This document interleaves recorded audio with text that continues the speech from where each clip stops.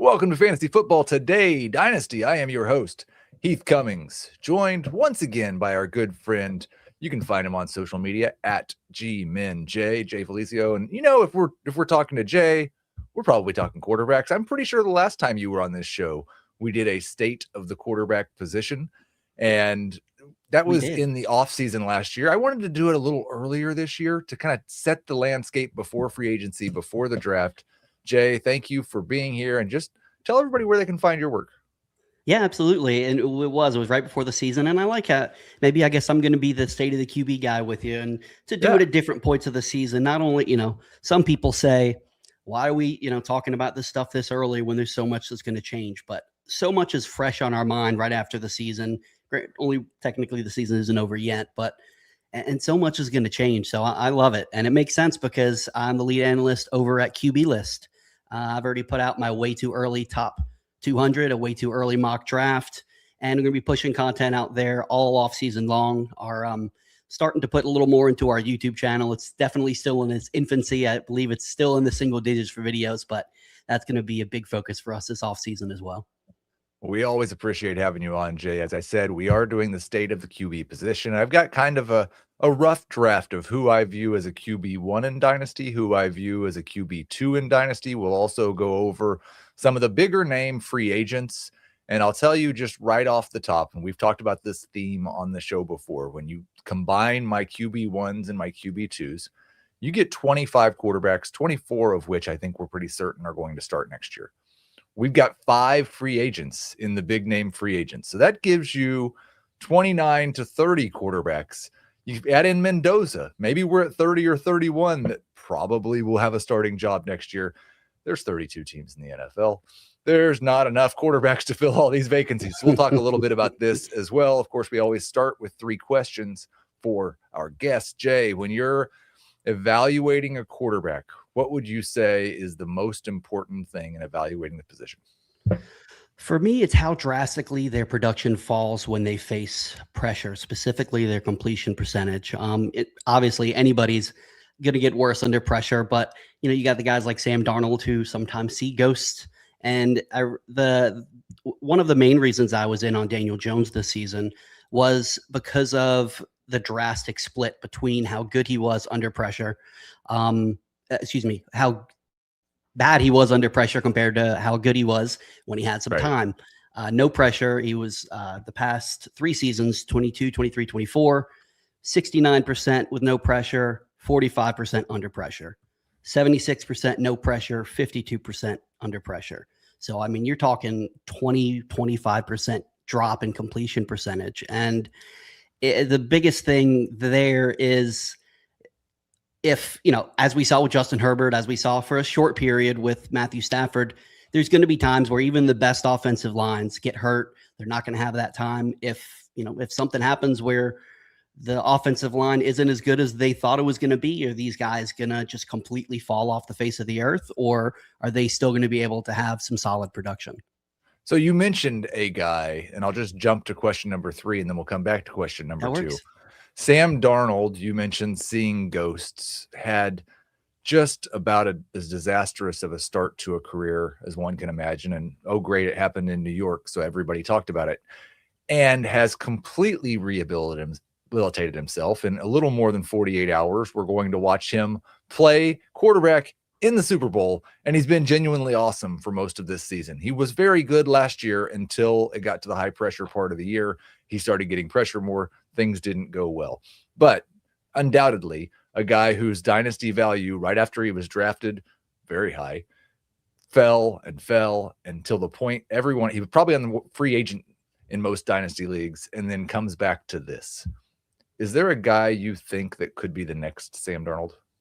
I think you've probably heard this a lot, and it's got to be Mac Jones. I mean, he's looked good 2 years in a row now when he's got some extended playing time in Jacksonville. I wish he was still in Jacksonville. My Brian Thomas Jr. shares wish he was still in Jacksonville. But, I mean, I know, granted, anybody can look pretty good in San Francisco's system, but I think if he gets the right setup, similar to what Sam Darnold's had, and admittedly, I was out on Sam Darnold because he had such a drastic drop with when he faced pressure as well. And actually that his drop in production last season also coincided when he lost his left tackle for the year. I think it was a Thursday night game. So, but Seattle just really their move. Sometimes the moves in the offseason make a difference for the offensive line, as it did in Seattle. Sometimes it doesn't, like it did in Houston. So, yeah, I just think Mac Jones, I could see him. I've just got this. This feels like a Jets move. I feel like I could see him starting for the Jets next season. But there's enough teams that have seen out, even if he's not starting day one, maybe he goes to a Carolina, a Houston, where, I don't think the leash is quite as long as we think it is for both Stroud and Young. And we'll see if Shanahan even lets him get out of San Francisco. That's a good one. I think the other one that I thought of is that maybe Trevor Lawrence has already become the next Sam Darnold.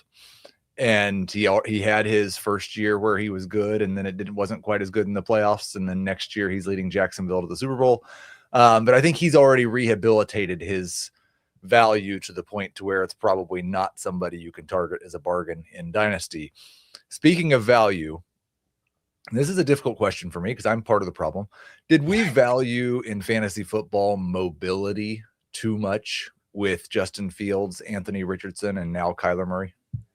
I'm part of the problem too, because I am more than happy to draft a guy that, as long as they can run, that's all we really need. But right. I think it's more of, I think we value their mobility properly. I think it's more of, we allow that to gloss over their flaws too much, because I think, and the reason I say that is I think the mobility was valued properly because they were able to put up the type of games that they were with being awful passers of the football because of their mobility. So that's there. And if really all we needed is them to just be decent throwing the ball, and they top 10, top 12, QB1 week in, week out.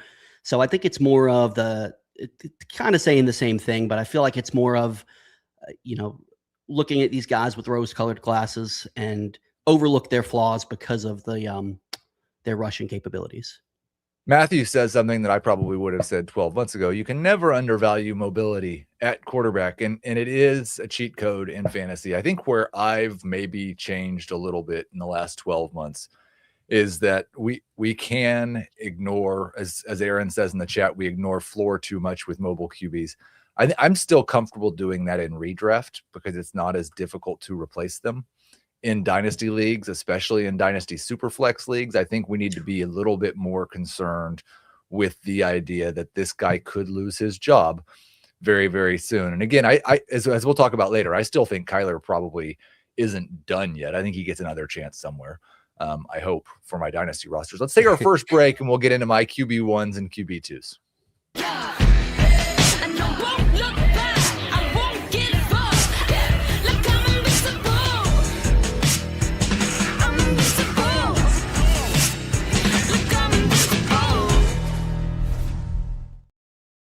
We are back. I'm going to give Jay my top. Well, it's not quite 12. When I was sorting out the QB1s and QB2s, I thought, I don't want to make these just arbitrary distinctions that there has to be 12 QB1s. Now, maybe there's only 10 and I put some QB2s in the QB1 conversation, but I've got 14 guys here that are there's a pretty big tier after them. They are, in order, Josh Allen, Drake May, Jalen Hurts, Jaden Daniels, Lamar Jackson, Caleb Williams, Joe Burrow, Patrick Mahomes, Justin Herbert, Jackson Dart, Brock Purdy, Trevor Lawrence, Jordan Love, and Bo Nix. And I always love to bring people on and tell me why I'm wrong. So who's too high on this list, Jay? Who's too low on this list? I got to go with Jalen Hurts being too high. You and everybody else in the world. Yep. I can't put him at 3 ahead of Daniels, Jackson. And honestly, I'd probably put Williams and Burrow ahead of him as well. There's just so much uncertainty, granted it's off-season talk, so who knows what's true and what's not, but there's even been some rumors of them bringing in some competition for him. We don't know. We assume A.J. Brown's still going to be there, but there's a chance he could lose A.J. Brown. Do they finally ban the tush push? How much does that actually impact his value? There's just so many question marks, and his inability to consistently put up points through the air is what worries me a little bit with him compared to the guys that are around there. And I have been a Jalen Hurts apologist since he fell in the NFL draft. And I have a very famous tweet that I should probably retweet again. I haven't done it in like 6 months, where I asked the fantasy football community if they'd rather have Jalen Hurts or Trey Lance. And it was like 75% Trey Lance, and everyone was scolding me for even asking the question. He's definitely overperformed what most people think of his actual talent level. And I think there's concerns now about the offensive line. There is a possibility that maybe I should have him at 5 or 6. I would agree with that. And who knows, if Patrick Mahomes gets fully healthy for week 1 and looks like Patrick Mahomes early in the season, he certainly jumps back up the list. Was there anybody on that list that you thought it's just way too low, or just all of the guys behind Hurts need to move up one spot?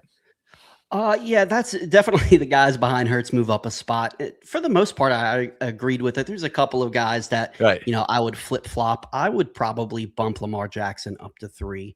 I know he had a really tough season, and it's going to have a new head coach for the first time, new offensive coordinator, but I still believe in the talent. And I mean, he still put up 23 touchdowns, I think, even with as terrible of a year as he had. I just think, oh, shocker. Look, speaking of guys that you're an apologist for, I've got some Lamar Jackson jersey back there. Right. But I believe in the talent. I still think he has that. Yeah, one of the handful of guys that has a QB1 overall capability.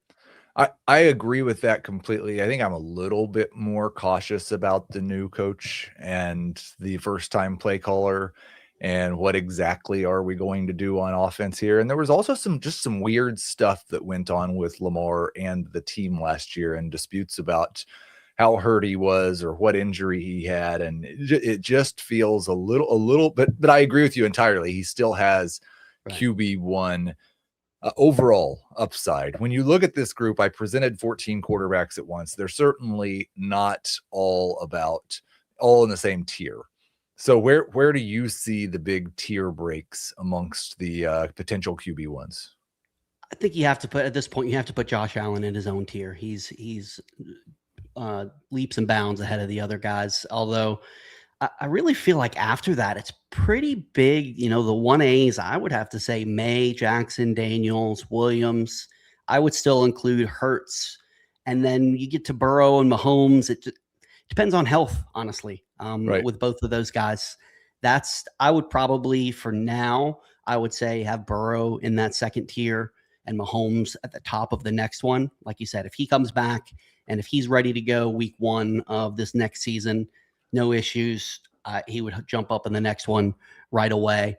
And then I would say the next one would be Dart, Herbert, Purdy, and Lawrence. And then I would drop again for Love and Nix. I would have them in their own little fourth tier among the QB1s. If I was going to make the QB1s list shorter, it would have been Lawrence, Love, and Nix as high-end QB2s instead of low-end QB1s. That's probably a distinction without a difference, so I'm not sure we need to spend a lot of time on it, but I did include at least some borderline QB1s. Did I leave any borderline QB1s out that you would like to see included with those guys? I debated back and forth on Dak, and it depends, does Pickens come back? He's a year older. I think from a redraft standpoint, I think you should consider him QB1, but Dynasty, I don't think you can. I really think there's nobody else. I think, honestly, like you said, I think you're a little more generous. I don't think there's even 12 QB1s from a Dynasty perspective, at least at this point in the season. So let's talk about the QB2s. I've got CJ Stroud, and this is where it gets really weird because you're going to see rookies that haven't done anything to justify this yet in this tier, and you're going to see veterans who may only have a couple of years of good performance left in this group. Certainly not one tier, but I've got Stroud, Dak, Cam Ward, Jared Goff, Bryce Young, JJ McCarthy, Baker Mayfield. I include Kyler Murray because I think he's going to start and he has more upside than any of these guys. Tyler Shuck, Sam Darnold, and Matthew Stafford. These are the guys that, except for maybe Kyler and McCarthy, and maybe Ward too, but I think you feel okay with them as your QB2. The 3 that you maybe don't feel okay about the floor as a QB2, you could still have reason to hope that they have QB1 upside. Yeah. When you look, yeah, go ahead. Yeah. I was going to say, I actually like Cam Ward a little more than most, and more of what he costs right now. You can get him there. So he, for the number 1 overall pick, his second year going into with an offensive coordinator, I think Dable is going to do wonders for him. He's actually going to let him, throw the ball downfield a little more. Now, I'm not saying he has that top 5 upside by any means, but I think he has top 10 upside, and you can get him for, I think you can get him for a pretty decent price. Yeah. So there's really, in my opinion, one quarterback from this incoming class that's going to join the QB1/QB2 discussion. And I'm not going to put Fernando Mendoza in my top 12 quarterbacks when he gets drafted at 101, like everybody knows he's going to. But where do you think he fits in the QB2 landscape? I think right around there, somewhere between Cam Ward and Jared Goff, right? I would probably, just because it's the Raiders, I would probably put him right behind Jared Goff, but it wouldn't take much for me to honestly bump him up to the top of the QB2 list. If it depends if they add another receiver for him. Obviously you got Bowers, and they lost Myers, but it's not like they really have a whole lot to throw to other than Brock Bowers. So if it wasn't the organization that scared me a little bit, I would be more comfortable ranking him higher. But yes, he's already in the high end QB2s, and I don't think it's going to take much for him to jump into the back end of the QB1s. Aaron asks a good question. He says, is Cam Ward discussion specific to super flex leagues? Feels like he's irrelevant in 1 QB leagues. I don't think we've gotten to the point. I think in redraft, that's probably true. I don't think we've gotten to the point in Dynasty where Cam Ward's irrelevant in 1 QB leagues, because we know that lots of quarterbacks make a leap in that second year or in that third year. And so we want to leave that door open for him. But yes, for the most part, he gets a benefit in super flex leagues because he has a little more certainty of getting an opportunity to start for the next 2 or 3 years. I think you nailed it with Mendoza. I'll probably have him depending. The problem with the Raiders is they need a whole new offensive line and a whole new receiving core. And Kubiak helps, and Brock Bowers certainly helps, but it's like, yeah, if the Raiders fix their offensive line and they fix their receiving core, then sure. Right. It's a great situation, but it's hard to imagine they're going to do both of those things in year 1. Is there anyone in this QB2 range, or just list the names, that you are worried won't be starting next year? The easy one's obviously JJ McCarthy. And there is a scenario where Kyler Murray doesn't start, at least to begin the season. I lean towards similar to you. I still believe in him from a fantasy perspective. I mean, he already has 2 top 10 fantasy seasons under his belt. Get him in the right situation. I was on with who was it? Frank in the chat, and I can't remember what's his name. Zach Reed, and we were talking quarterbacks, and Frank said that he thinks a sneaky option is Tua in Minnesota. Oh. And that was kind of intriguing, but I would like to see Kyler go to Minnesota. I think that could work out for his fantasy value. It's interesting because those two guys are, in my view at least, and there's probably, you may think that this is different. There's probably some QB list guys that would say this differently, but it seems like they're almost the opposite. Like, we got so many of these young offensive coordinators that can give you a really good system and give you the answers as long as you stay within that system. And that's really the only chance Tua has. Yep. And Kyler just refuses to participate in the idea of a system and wants to run wild. And so between those two, they certainly do need to find the right offensive coordinator and the right guy that's just going to either give them the freedom in Kyler's case or give them the solutions in Tua's case. I don't have Tua in my top 25, but if he gets another job, he's probably going to be close to that, especially if it's in a situation like Minnesota with a good coach and with good weapons. Who's the most likely? I'll give you 2 if you want. Most likely guys to jump into the top 12 in the future. I think Kyler Murray has to be one of them. And I know he's been rough these past 2 seasons, but I still like CJ Stroud as well from a long-term perspective. If he could ever just get an offensive line. I mean, we saw some stretches right after he came back from his injury. I mean, it wasn't fantastic, but we saw the flashes that we saw his rookie season that made everybody shoot him up into the top 2 or 3 of dynasty quarterbacks. And he's got the weapons. I still like CJ Stroud a lot. Okay. I think is it possible? I guess CJ Stroud might have to fall farther in the next year to be the next Sam Darnold, but he could have that career arc, right? Where we're very excited about him. We almost forget about him. One of the first comments in the chat when I started reading my QB2s was that Stroud was way too high. So I think certainly, I mean, I was the biggest Tank Dell guy coming out. He's still on like 6 dynasty IR spots right now for me because I drafted him everywhere in round 3 and thought I was the smartest man in the world for about 8 weeks. Funny how that changes real quick. I'm pretty skeptical that he's going to come back from all of these injuries and be the same guy he was and stay healthy. But if he does, and all of a sudden you have Nico Collins and Tank Dell and Jaden Higgins and Jalen Nolan, like maybe CJ Stroud, if somebody blocks for him, could have a bounce back season. So no, I like that answer. I didn't put this on the rundown, but I do want to talk about these guys a little bit. Sure. The Jared Goff, Baker Mayfield, now even Sam Darnold's of the world, where it seems like their production's generally a little bit better than where I had them ranked in Dynasty. I believe it more with Goff.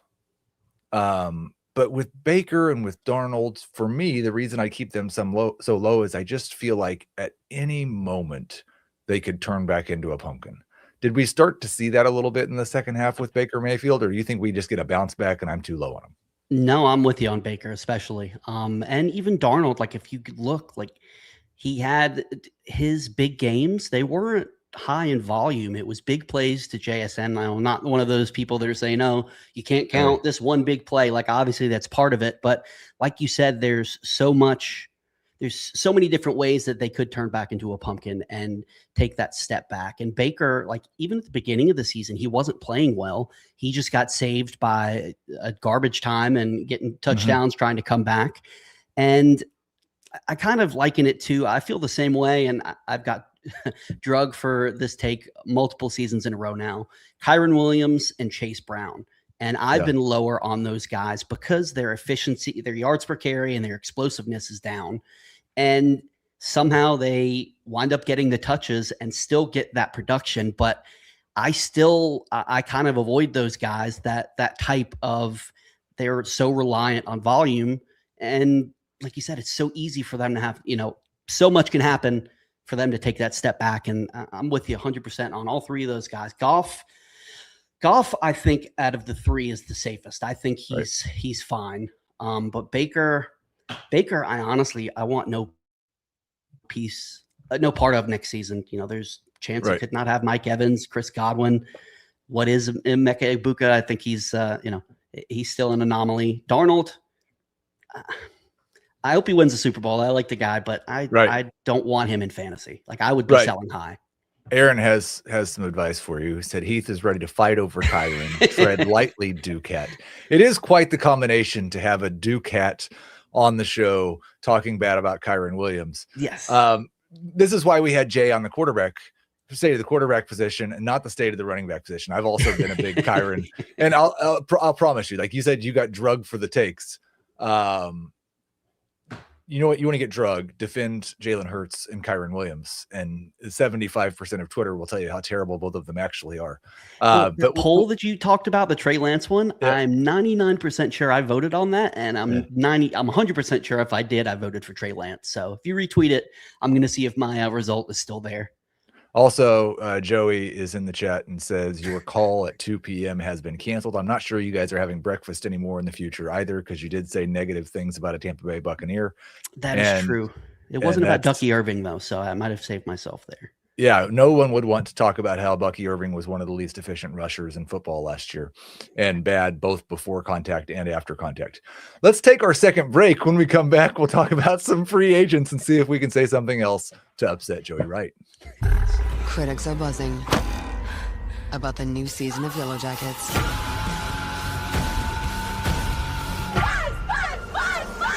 This is not healthy. Yellow Jackets' new season now streaming on the Paramount Plus with Showtime plan. So I've been squeezing a stress ball for some reason. I'm not really that stressed, and it just exploded in my hand. And I have weird, Nice. gross stuff Does the Duke on my hat really hands. make you that upset, Heath? I don't have to wear it next time. No, listen, there's some people giving you grief for Duke in the chat, and I'll just say I told you this before the show, and I've mentioned it before on this show. My son, as a freshman last year, played against Cam Boozer as a senior in high school basketball. And so while that game didn't go particularly well for him, it has kind of turned him into a little bit of a Duke fan because he wants to cheer for the guy who he played against, Absolutely. who went to college. And so there's some Duke fandom in this house. He still will be cheering for the Jayhawks if they play against Duke. But Wendell Carter was, you never get me to thinking otherwise. Wendell Carter was fouled in that Final Four, that last shot. But we can have that conversation. We've had plenty of those battles. And I'll try to ignore the gross stuff on my hands while we talk about the big name quarterback free agents. We just talked about 25 quarterbacks, and one of them we are hoping was going to start, Kyler. The rest of them we feel pretty good about starting. And Mendoza's coming, but there aren't enough quarterbacks. One of the things I talked about for the last month is go buy Malik Willis, go buy some of these guys that we're not sure if they're going to be starters, because generally speaking, in Superflex Dynasty leagues, if you want a starting quarterback, it's going to cost you at least a rookie first-round pick. I'm not sure you can get Matthew Stafford for less than that, and we have to guess every year whether Stafford's going to play one more year. Now that he said that he is, he's probably worth a first-round pick. These guys should not be as expensive, except maybe the first one. Malik Willis was the guy I did not include in my QB2s. He is ranked at QB 26 for me, so right behind that group of QB2s. I guess first off, do you think Willis seems like pretty certain to be starting week 1 somewhere? I think so.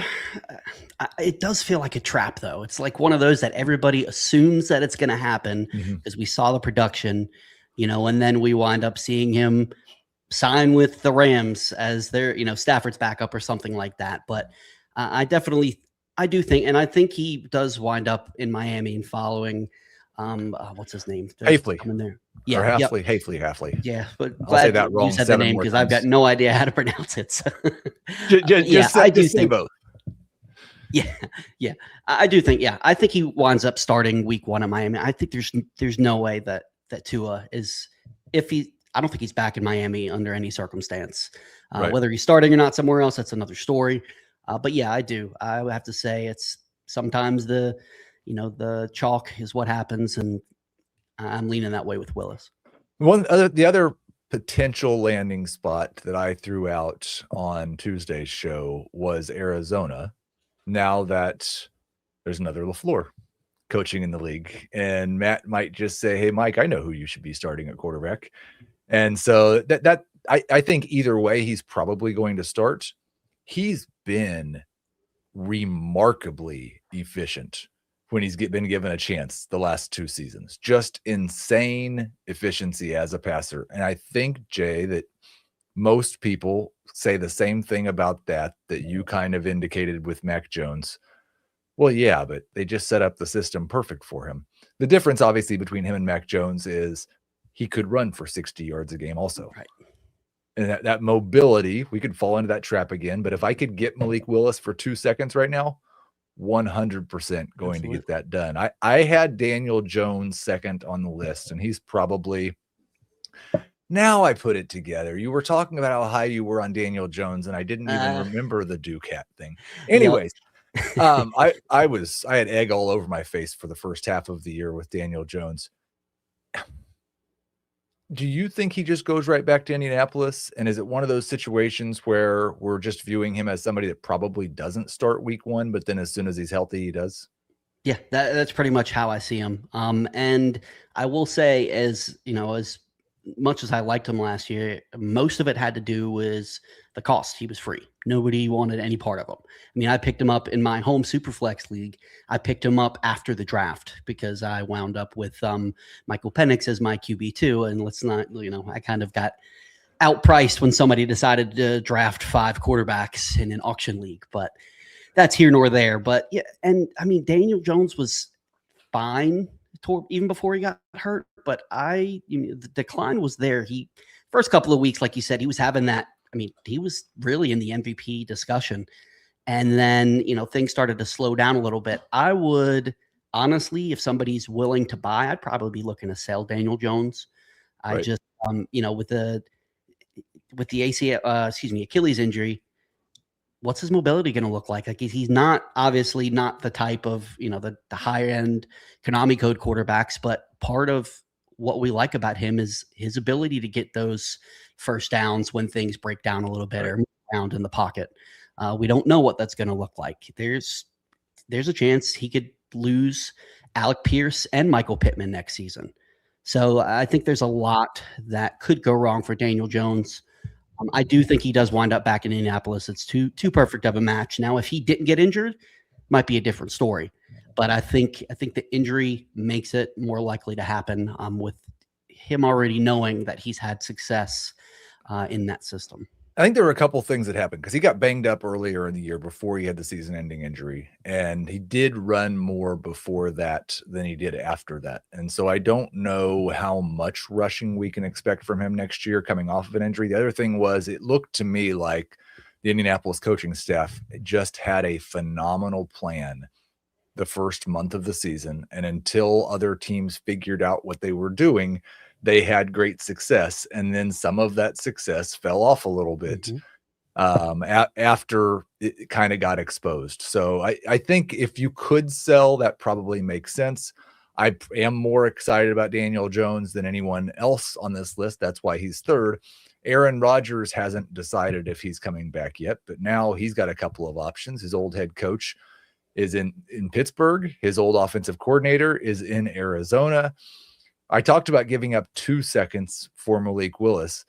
Is it worth 1 second to speculate on Aaron Rodgers maybe being a starting quarterback in 2026? I don't think I could do it. I think that's the price. I think that's a fair price. I don't think I would pay it because, I mean, we saw what is the offense. I mean, if he wound up in Arizona, maybe because he could just continue, dump the ball off to Trey McBride. But if he's back in Pittsburgh, he had a couple of big games, but it was more touchdown dependent than anything. The volume wasn't there either. So I lean towards, I think he retires, but I don't know if I'd pay a third even for him. Yeah. I think even if he does play, he could just be a roster clogger, even in a super flex league. The last two guys I put as the top 5 big name QBs, Joe Flacco, who we really hope is a starting quarterback somewhere, and Russell Wilson, where lots of people probably hope he's not. Do you look at these guys as guys who are probably like a Band-Aid for someone going into 2026, or are they just most likely a backup? I could see them both being, in my notes, I wrote down Flacco, a backup who makes starts, and Russell Wilson, a backup who doesn't make starts. But I could see them winding up. I think Andy Dalton's still with Carolina, but in that type of situation, like behind a Stroud, behind a Young, somebody who has their established starter, but if things fall apart, they can step in. One person asked in the chat about Jacoby Brissett, and I planned on talking about him a lot this offseason. And then remembered that he's actually under contract for this year with the Arizona Cardinals. He's not a free agent. I was going to ask you, do you think if Malik Willis does go to Arizona, who do you think starts week 1? I think I don't think Malik Willis is going to come cheap this offseason because I think there will be multiple teams that would like to have him. So I think if they make the investment in adding a Malik Willis, then there's a good chance that it's Willis. But I think all of us in fantasy football, after what we just saw, would be very happy if Jacoby Brissett was just named the starter, right? Like, do you believe if that's the case, let's say they draft a round 2 rookie and try to develop somebody behind him? Does Jacoby Brissett deserve to be in those top 25 QBs we were talking about earlier? Yeah, I think he jumps into right in the middle, right behind that Goff area, right? Goff, Cam Ward. I mean, we talk about the next Sam Ward. Could Brissett be the next Ryan Tannehill with this late end of, towards the end of his prime, where has a couple of really productive fantasy years? I mean, if he is the starter there for the next year or two, we saw he can put up the numbers.